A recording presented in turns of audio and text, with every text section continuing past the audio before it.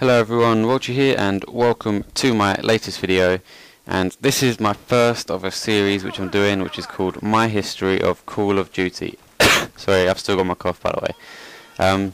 But yeah, so we're starting off with Call of Duty 4. This is the first Call of Duty game that I ever played. This was released in 2007 for Xbox 360, PS3, Wii, PC, Mac, all the main consoles or computers, obviously. So this was the first Call of Duty I ever played. My first experience with, it's my main first experience with a first-person shooter as well, because the only other games I'd really played were Halo and Gears. Gears obviously isn't first-person, so, and I wasn't a massive fan of Halo at the time, so this was my first major experience. And this gameplay is of a team deathmatch on Showdown, and we're going to first talk about the maps of this game, my opinions on the maps. This had brilliant maps in my opinion. I remember the first map I ever played was Downpour. It was some free-for-all and I didn't have a clue what I was doing. It was just madness. I was really bad, obviously it was my first game, and yeah, but it was weird. I don't know why I remember that was my first map, because that was now 5 years ago. It's kind of crazy to think that, but Downpour was my first map I ever played, but my favourite maps were Crossfire, Pipeline and Backlot. That's off the top of my head. I haven't really... This was a good map as well, Showdown. I can't really think of many other maps right now on the top of my head, but Crossfire was just a great layout map, I think. Specifically for modes like Search and Destroy. I used to be a big Search and Destroy guy in Call of Duty 4. Never really played Domination. It was more of a Search and Destroy, Team Deathmatch, free-for-all kind of guy. I didn't really try any other modes. But yeah, so they were my favourite maps. My worst map was Block. I think that's what it was. Back then I used to play with a standard definition TV, so I could never really understand what the words were on that, because the white background, the white words at the background didn't look very good. But I'm pretty I'm pretty sure that the map was called Block, and I didn't like that map. Oh god, sorry. But yeah, that was my worst one, with others like Overgrown wasn't my favourite. But in general the maps are pretty good, and when I come to talk about later on Call of Duty, you start to appreciate these maps more because of how good they were compared to the maps today.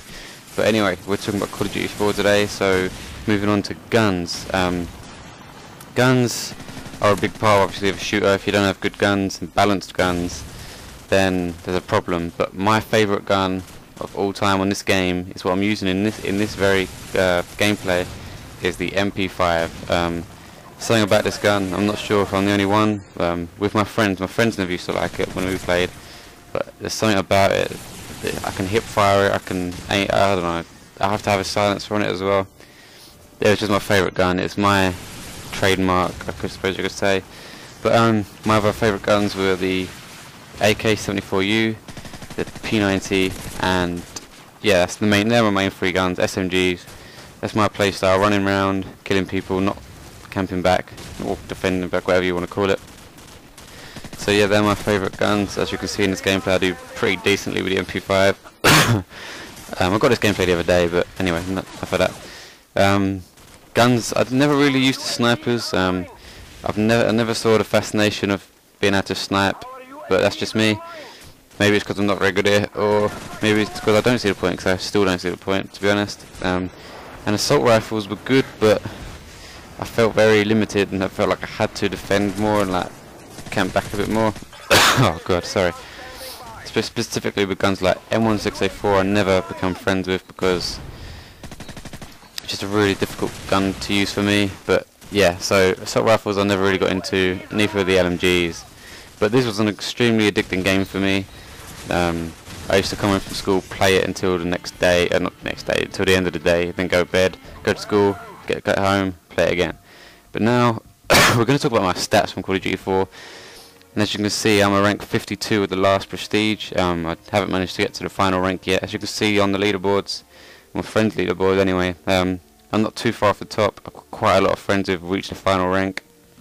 A lot of friends that didn't quite make it as far as I did, and a lot of friends who barely ever played the game. But oh, sorry, you can see my playing time is 15 days and 22 hours, which is a lot for a game.